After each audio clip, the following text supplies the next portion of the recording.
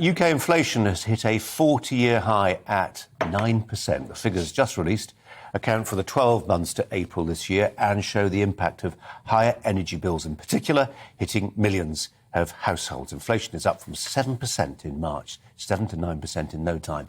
It's not clear where the ceiling for rises is. Some analysts predicting it will rise irresistibly throughout the course of the rest of the year and stop who knows where. Sue Hayward is a personal finance and consumer expert. Sue, welcome to you. It's nice to have you on the show today. Thank you. This can always feel quite abstract. We're sitting here in the studio bandying numbers to and fro, but actually out there, people are really struggling. On the forecourts, I've just read in the last hour, the price of a litre of petrol has hit a record high.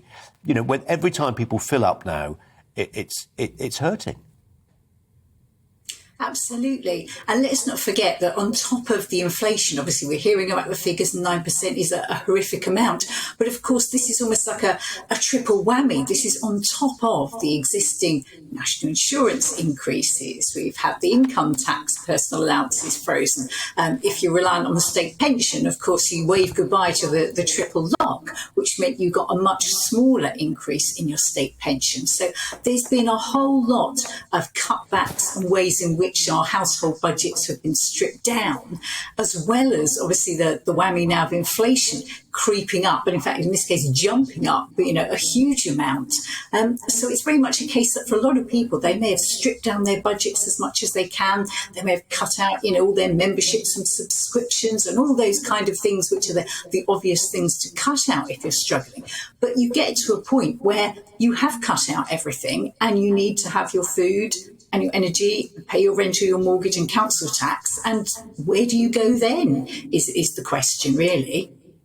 So this is going to sound a bit like a sort of media navel-gazing question. It's just occurred to me. It is interesting that, personal finance experts like you obviously come on and dispense advice, worthwhile advice to people about how they can trim their budgets, etc. But when those words come from the mouth of a politician, a Conservative politician, people go doolally.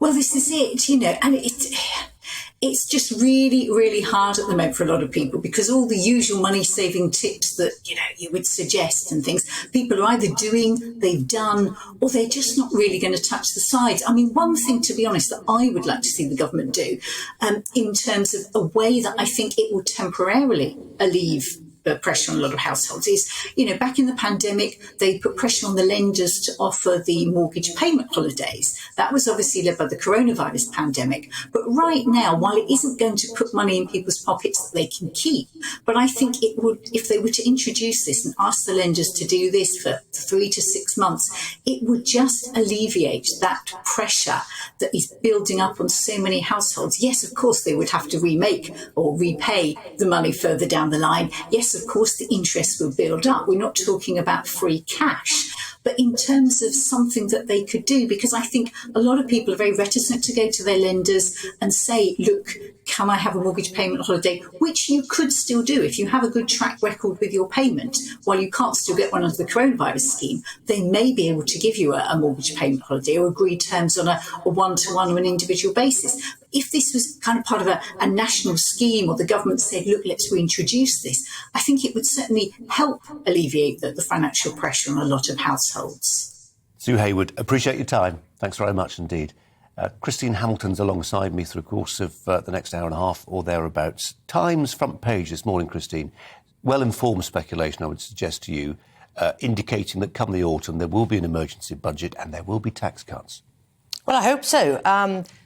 I would like to see tax cuts. We want to get back to a tax-cutting economy, an enterprise creation economy. I mean, what, for example, Margaret Thatcher would have thought at the performance of the Governor of the Bank of England yesterday, was it, or the day before? Well, he would have had less power, wouldn't he? Because it wouldn't have been an independent Bank of England. It wouldn't have been. Well, we handed over to the Bank of England, who are independent, so that there's no politicisation of things like interest rates, etc. What did we do with COVID? We handed it over to the experts, and look what happened. We followed them. I mean, it seems to me that the Governor's been asleep at the wheel.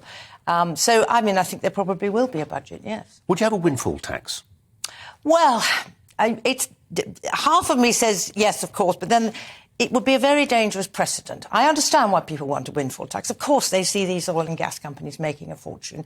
And when they don't make a fortune, nobody suggests they should be bailed out.